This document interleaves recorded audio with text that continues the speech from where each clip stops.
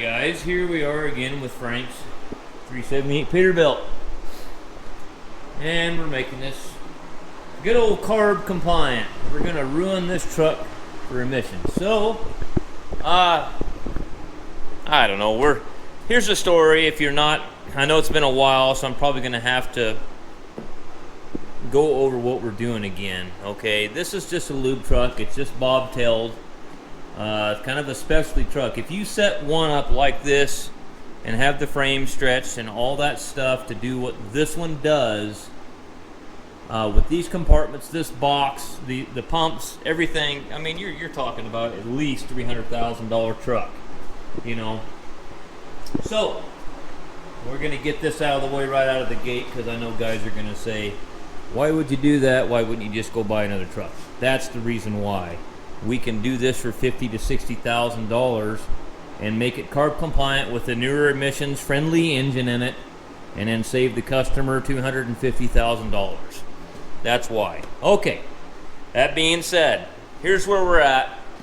We removed the B model cap that was in it because they obviously got the letter from the air board, said they couldn't license it anymore if they didn't make it compliant or park it. So the B model cat's sitting out there. It's got 435,000 miles on it. It's all ready to go. It's a runner. Runs great. 435,000 original miles on it. It's got a brand new clutch that comes with it. New resurfaced flywheel. When they had the clutch and flywheel off, it was completely refurbished. The retarder. It's got a brake saver. I shouldn't say retarder. Somebody will get offended.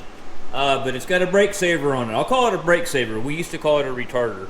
But if you don't know what a brake saver is, it's kind of set up like a torque converter, but it's missing a component in there. I'm trying to remember which one it is. Like a torque converter has an impeller, a stator, and a turbine. I don't think it has the turbine to turn the input shaft. I think it just has an impeller and a stator, if I remember right. I don't know. I'd have to look at it again and refresh my memory. But basically, it's a hydraulic retarder, and what it does is instead of the jakes, I mean, if you ever had it uses the engine oil, and it's basically a kind of a dynamic brake that basically is retarding the crankshaft to turn, is what it's doing, by fluid friction. Okay, so if you've ever been in a B model cat, or anything with a retarder in it, a hydraulic retarder, I mean, yeah, they'll make jake brakes look silly. But the drawback is, if you're really doing long grades that are steep and you're using a retarder, you really got to watch your engine oil temperature. Okay, so anyways, I'm getting off subject again, but it's sitting out there. It's got a brand new clutch. Retarder was all gone through. Everything's resealed on it. 435,000 original miles. I'm going to pitch it again. I can't seem to get it every time. I just can't seem to get it sold. You would think somebody would want it, but 10 grand, and you got a good engine out there. I had a couple guys say, "Oh, that seems like a little bit too much." They're online for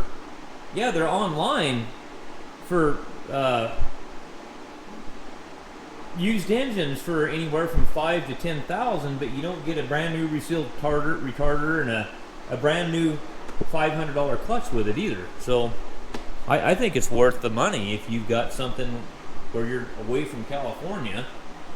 But the way things are looking, that here shortly it'll probably be nationwide. Everything's going to be like California. But anyway, on this project here, got the engine out. This is a PX9. This is a PACCAR PX9. It's pretty much the same engine as an ISL9 Cummins. This is a Tier 4 with DEF and all that good stuff on it. DPF, SCR, VGT turbo, all the goodies. We got the old engine out, got the new one in. What I did was the front cross member support that supports the front motor mount was identical with the mounts on the frames, mounted right up from the old Peterbilt frame rail that we've got sitting outside So we basically just unbolted it and bolted this one in. It was really simple. Now the radiator, that's going to be a little more complicated, trying to figure out what we're going to do there. That setup out there is completely different with the way the frame flanges and stuff are completely different. The frame width is different. It's just not going to work. I'm going to have to figure out what I'm going to do. Oh, I do remember what I was going to do. I was going to change. That's what I was going to do. I was going to change that bottom to match this. That's what I was going to do. I remember now. Okay. But right now it's snowing and blowing outside. I was cleaning up the shop here. I get so busy, things get really, really disastrous for me. And then finally I have to say, I don't care who needs what. I gotta clean this wreck up. I can't even walk through here. So I've been cleaning all morning. The other thing that I've accomplished on this is I got, let me get this off of here right quick. Throw that down right there. I just got to show you. We'll kind of rehash what we've got going on here. I've got the SCR DPF mounted. The steps just kind of sitting on there, as you can see. Problem that we're going to have, which I haven't fully addressed yet either, as you can see. Maybe you can't see. Let me turn I've got my phone in my hand. I'll put a little light on here.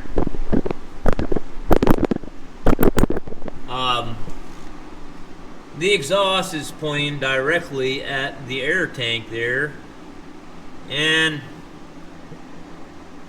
I'm contemplating on what I'm going to do there. I'm thinking I might be able to rotate this whole assembly down a little bit in the clamps and get it to clear that, and then put a piece of flex tube to kind of go back up. Not really sure. I already know I looked at the air tank and see that air tank, this truck was all retrofitted and added this box on. Okay, I think this was a heavy haul truck to begin with the 20,000 pound front axle. And I think that the air tanks and all that stuff were already sitting over here at one time already. This truck's already been retrofitted once. So basically I'm looking at it and there's nowhere to go with that air tank. You can't go any further back. So kind of our only option there really is to go around, rotate this or something, or cut that neck off on that 4-inch elbow and put a 45 there or something to go down, and then 45 it to go back out or something, you know. We'll figure that out. Let me throw this back on here so I can walk around this thing.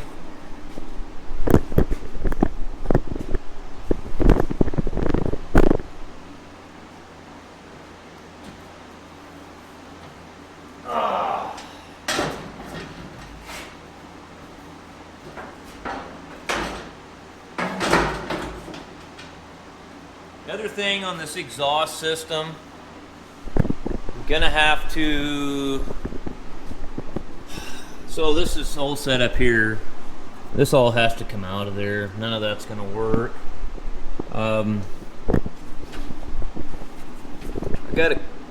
What I wanted to do, I was gonna cut it with a Sawzall. I wanna keep this part in there. I'm sorry if you're gonna have to excuse me. I forgot what my game plan was there because it's been so long. I'll have to refigure that out in my head again. But that's minor shit. Right now, what we want to do, I still got to get Frank got the short fuel tank. It's in the back of the truck. We can go over there and walk around this. I'm still in the process of cleaning crap up around here, but it's back here. He's got the small def tank and the short fuel tank, which are going to be mounted on the driver's side. The handle seems like it ought to be about right back here somewhere. Instead of you kind of have to bend your arm around the corner to get a hold of it. And that step's not made for short guys like me. But here's the fuel tank, the short tank.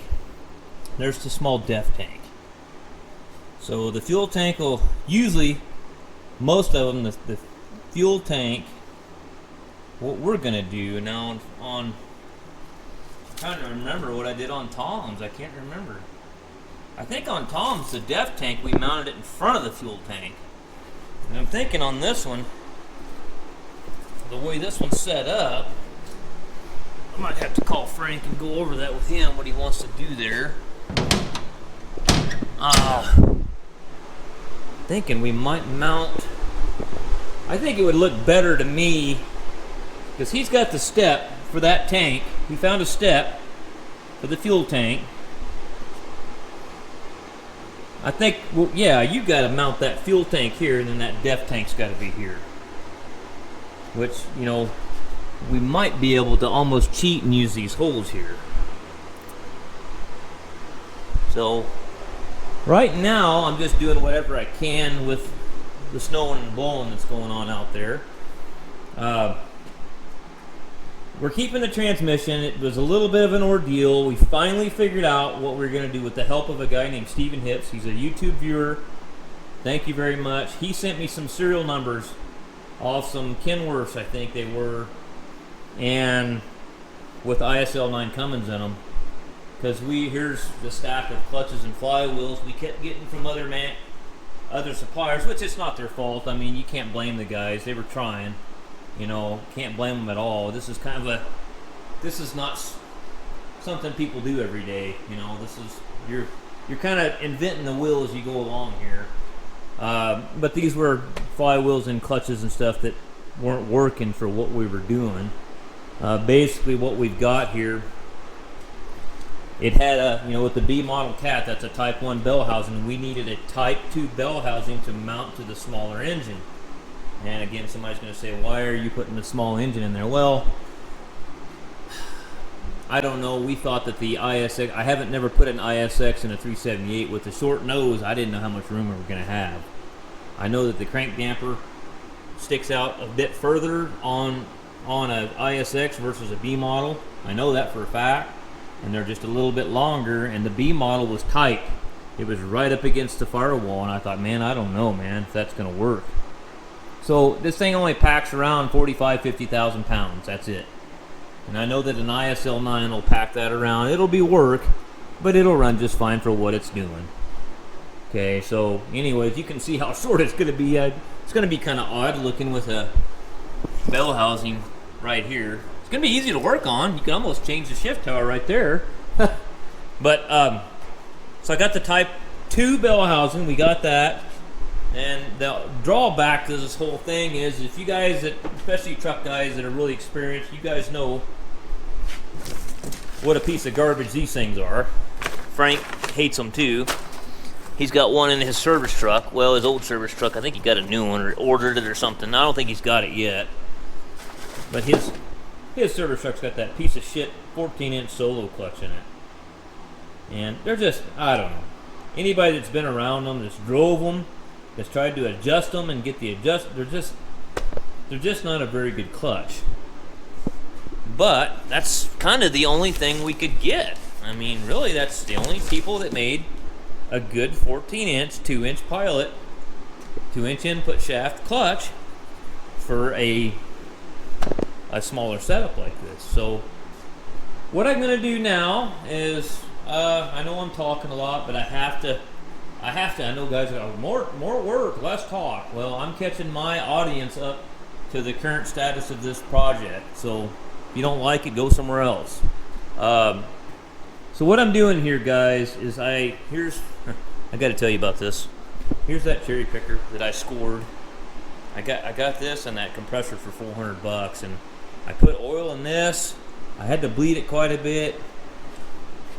The hose is leaking out the fitting right here, so I got to fix. But other than that, she's golden, man. So my problem is going to be, I want to get a hold of this transmission. I'm going to get up and clean the sealing surface off here, and we're going to mount the bell housing. I got a new gasket over there. And mount the bell housing, put the cross shafts back in it, put the clutch fork, all that good stuff back in there. And I'm thinking about there's plenty of stuff to do on this thing. While it's snowing and blowing out here, I could probably mount the fuel tank and all that stuff. So let's scoot. I gotta get it over here where I can get close enough to it to get a hold of it. I want to use my score, which I might have to get me a bit more chain there to get a hold of it. I can do that real easy.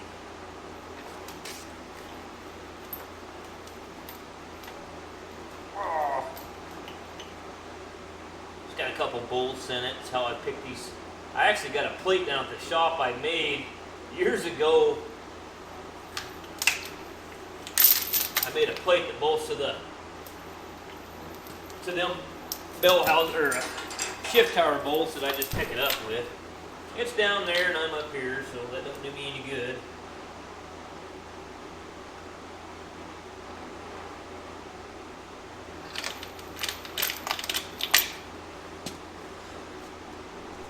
Let's see how she picks up this heavy transmission.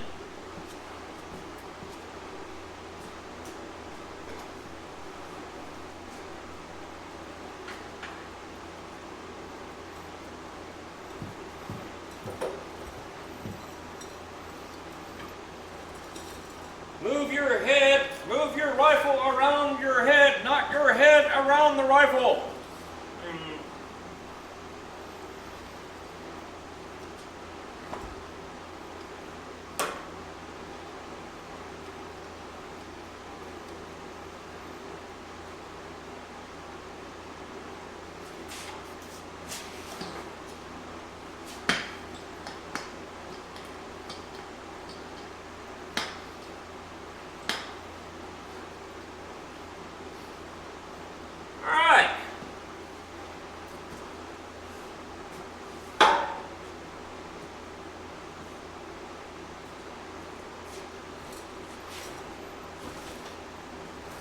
Back when Blackhawk was a good tool company, they made quality stuff. Now it's all Chinese garbage that everybody's sold out to now.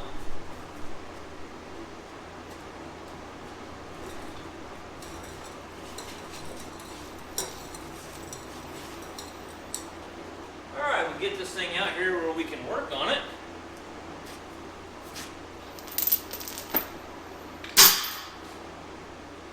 Yeah, I was kind of thinking about setting that thing up on something where I could didn't have to bend over. Let me find some blocks or I'll figure something out where I can lift that thing up and set it on something where I'm not bending over all the time. Alright. Well, I didn't get it up as high as I wanted to. It is what it is. At least I can sit down and start cleaning up this wonderful gasket material on here. Is that gasket or? I guess it is. The gasket scraper is less than to be desired.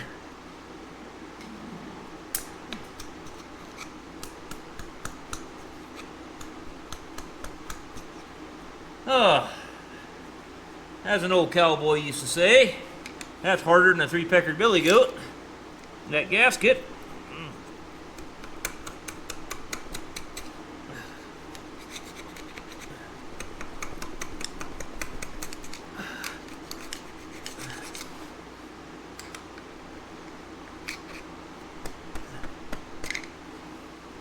Yeah, that's pretty tough stuff there.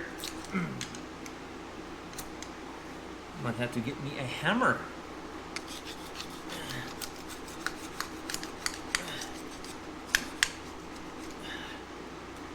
Yeah, let me get a hammer and beat that stuff off of there. Okay, got her cleaned up, got the gasket on there.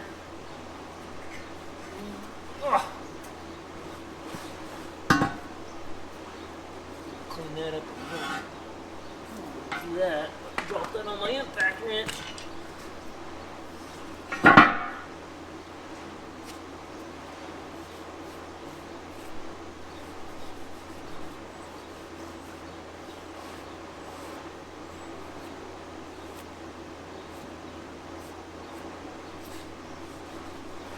Okay.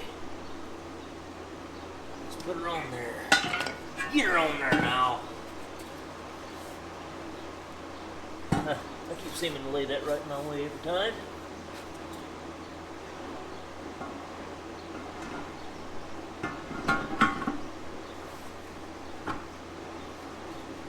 All right.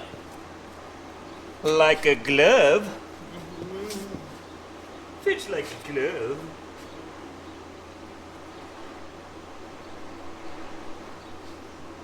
Nice and tight, like. Most things are nice on trucks, and like this older stuff. I mean, you can usually make stuff work. You know, swapping parts around, a little bit of interchangeability.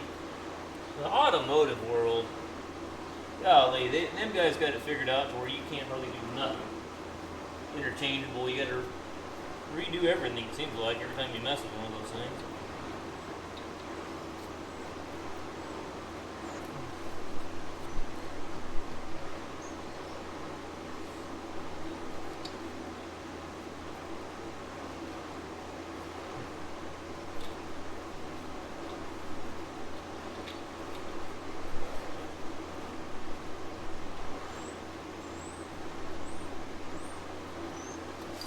Alright.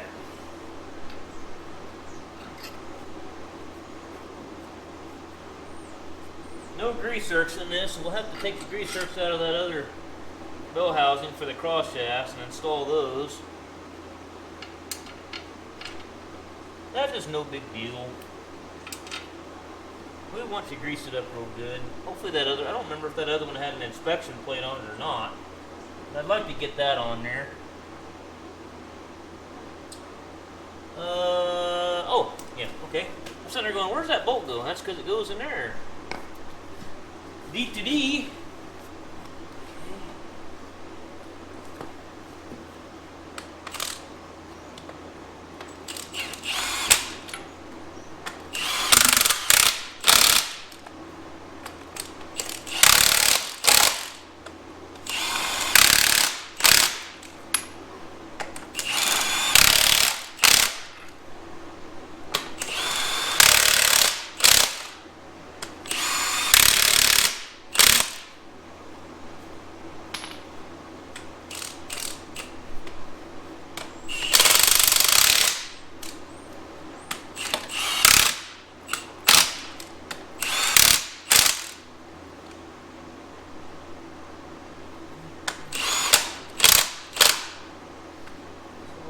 Did I miss any?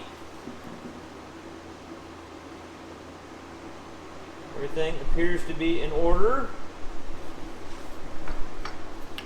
Alright, I gotta get some grease and just kind of pre-lube these bushings. Get them wet, you know, with some grease. And then we'll slide the cross shaft and the fork in and all that good stuff. Wonder where the big fat washer is. I gotta find that.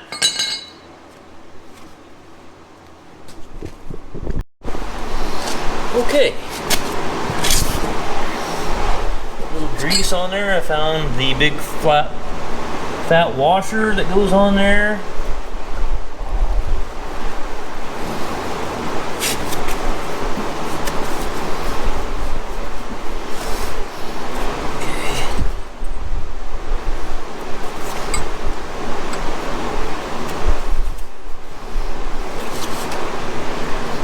Let's put the washer in there. It was in this little half moon recess in the shaft.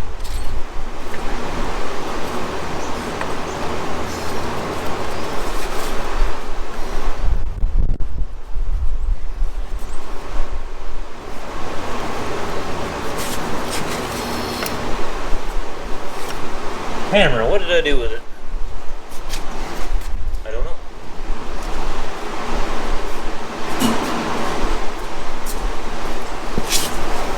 Need to barely tap on it. Tappity tap tap tap.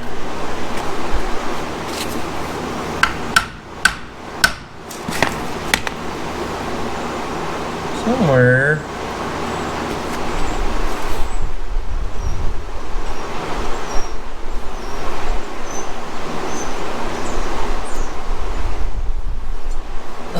I got the darn fork on there back.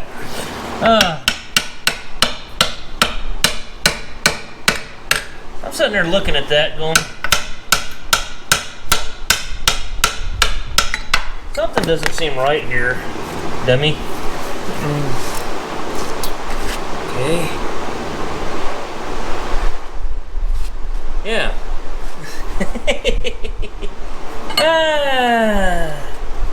Nice job there, moron. Sometimes, you know, what are you doing, dummy?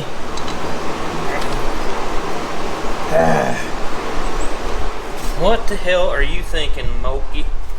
Moron? These shafts are pretty soft. You don't want to beat on them very hard.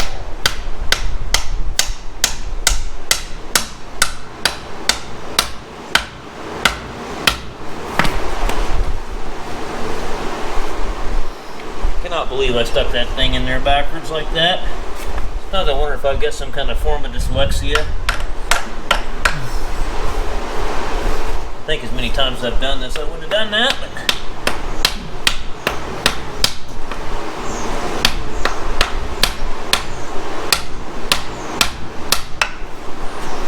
guess it's part of being human, I guess.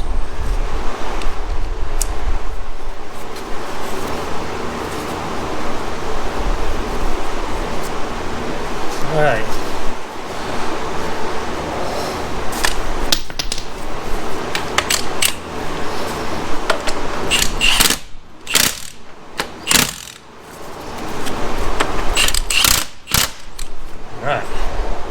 So there we go. Put the grease zerks in it. Of course, you know, all that clutch linkage, that's all going to change. But that's going to be a little bit tricky, probably getting everything adjusted to where it'll have the right clutch bait squeeze and everything like that, because everything's going to be different now. But that's just another challenge to overcome. So,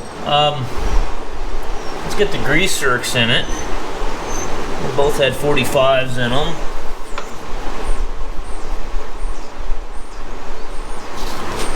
Oh, and those will go in right here. Damn, I almost picked up that transmission jack with that magnet on that camera.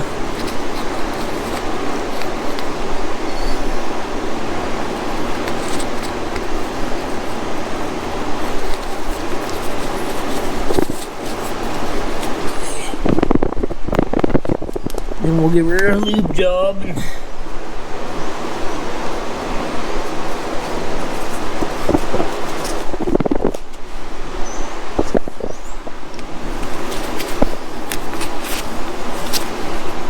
Let's see if I can get another round on her.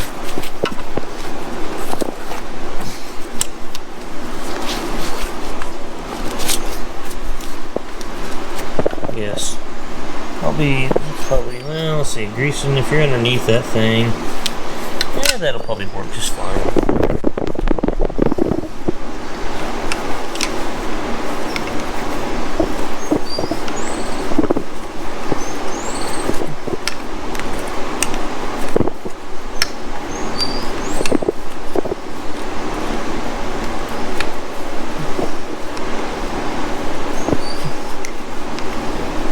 This one here, I think what we want to do is point it about, you ain't gonna be able to get a grease gun on that. I'm gonna have to get up here somewhere and almost have it vertical like that so you can get a grease gun. I think you'd be hitting the case with your hose and not getting on there straight. Almost needs a 90 on it is what it needs. If a guy had a 90, he could, well, shoot, you wouldn't be able to get in that way, but I guess it'll work right there. Let's get it greased. It'll be easy to grease here. Okay, let's stack our new clutch up in there. Throw the pressure plate on first.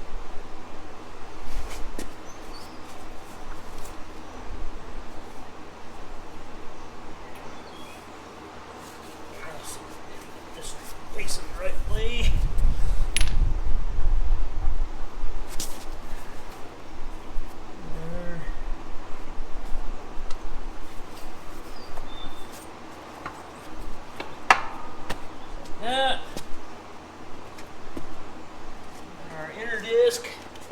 Goes up against our pressure plate side.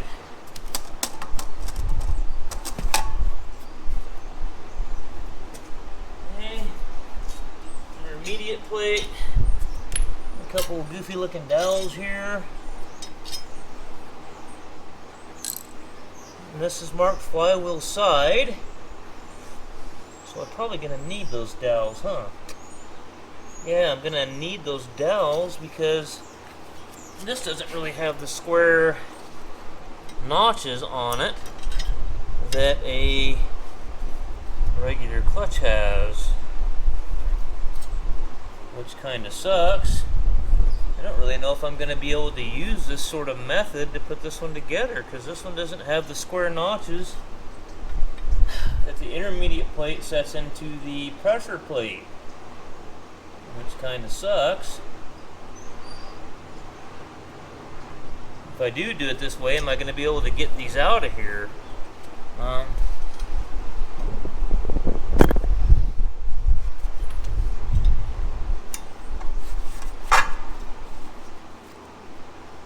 Wait a second. Flywheel side, moron.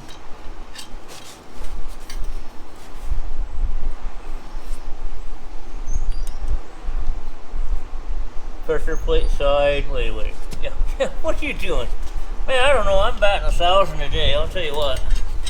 I am batting 1,000.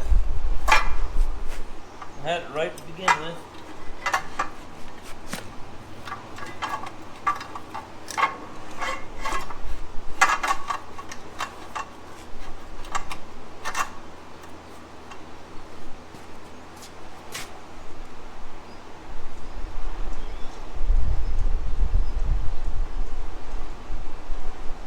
Wonder, can you put these in from the back side and then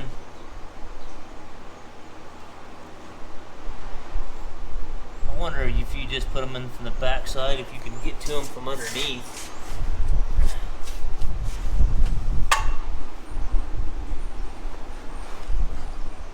Well, yeah, that's what you do. Then you start them into the, that's what you do.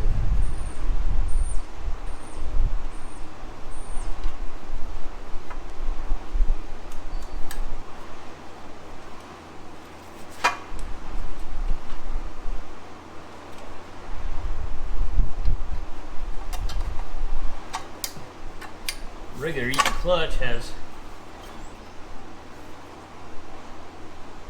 regular Eaton clutch will have, might have to look up the directions and see how they're telling you to do this. Might be the wise thing to do.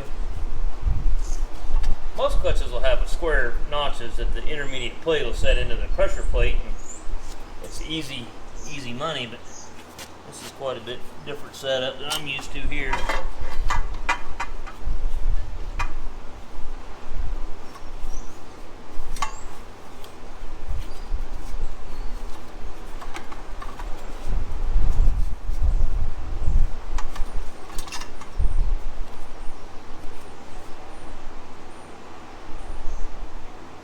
Okay, well, flywheel side.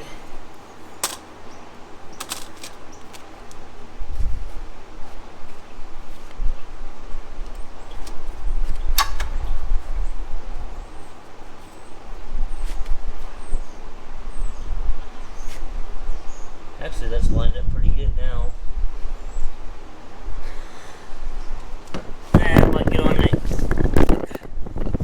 internet and look up 14-inch solo clutch. And there's the paper that was, I don't know what happened to the, usually there's a paper in here for them. Oh, yes. It's right here.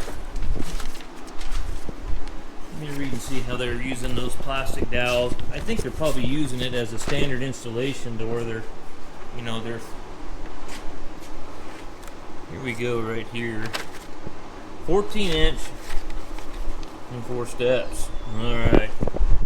Step 1, we're not doing the measuring the bell housing and all that stuff.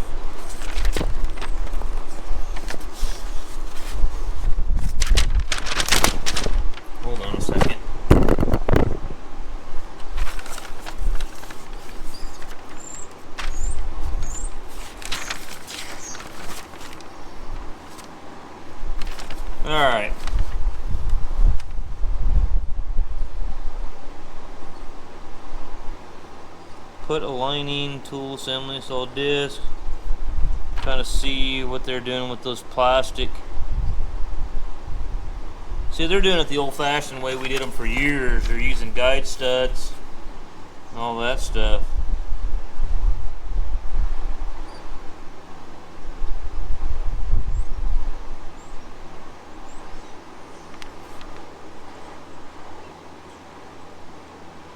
I wonder if that was just for shipping purposes to keep everything.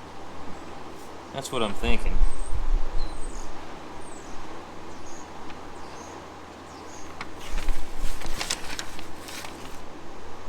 Yeah. Well, anyhow, I think that's going to work just fine. I might have to, once I get it up there, I might have to wiggle and shake and move things around a little bit to get things lined up. I can get these out of here once I get it up in there. I'll get a bolt started and I'll pull those out. But anyway, that's our clutch setup and our transmission setup right there. I'm going to lift it up and try to get it moved back there somewhere out of the way for now, because I'm trying to think what I'm going to do next. Kind of the weather calmed down, as you can see. It's not too bad out here now. But I want to get I got to get this out of my way. Get the pyrometer out. We're going to get this exhaust out of here. I got to get these mounts figured out back here. Alright guys, so I took a Sawzall and I sawed this exhaust out of here to where I could get back in here. I got this mount, well, bolted to the bell housing. So I had the other one. All these newer frame rails, they're riveted. All the bolts are. They're not bolts really. They're just riveted in there. I had to go fire my cutting torch up on my service truck and cut that other rivet out of there. But I got it mounted. Let's climb under there. Got this step off here. I had to get on the inside of the frame rail to get the Sawzall in there to get that cut out of there.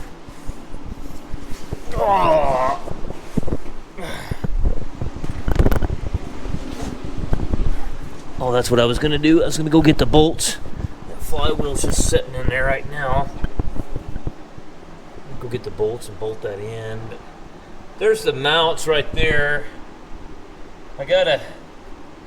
This thing's kind of sitting tilted a little bit. It pivoted on the block there a little bit. But I'm gonna mark those. Once I get it, I'll get a hold of it with a crane, and I'm gonna get it squared up and get it the angle right where I want it. And I'll mark my holes with some soapstone. And then once I get everything marked real good, I'm gonna pull the whole engine back out of there, and then take the mag drill from the inside of the frame rail and drill the holes. Let's go get the bolts. That flywheel, before we forget about it. I don't want that flywheel falling out of there when I'm not around and screwing something up. I think that's the bolts for it right there.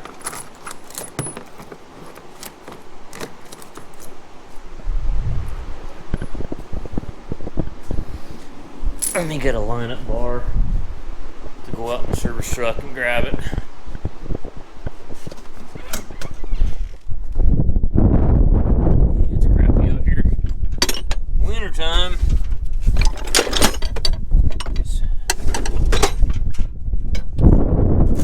Keep the snow out of my drawers. And my flashlight's dying on me. Alright, let's climb under here and see if we can get a couple bolts started in this flywheel. And that's probably about as far as I'm going to go today. I'm going to do some reloading here in the reloading room, and it's Saturday evening, and I'm going to upload this video, so tomorrow's another day. It's Sunday. I was going to go shooting tomorrow at my buddy's range, but probably won't do it because it's too crappy outside.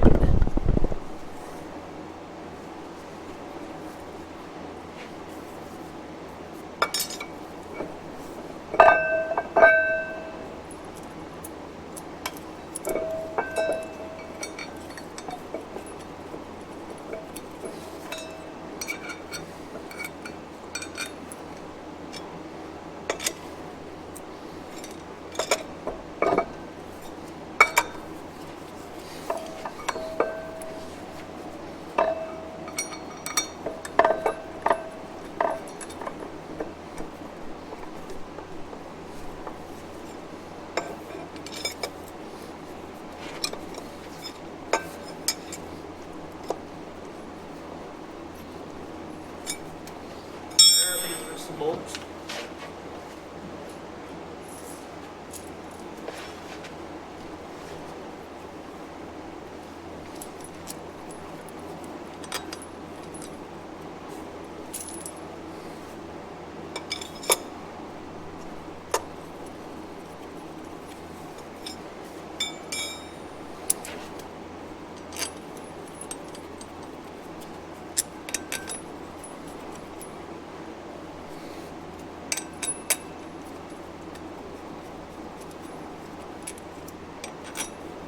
Should have put it in. Well, I forgot that this flywheel didn't show up till after I had the engine already in here. But well, I'm gonna get the impact and zip those down.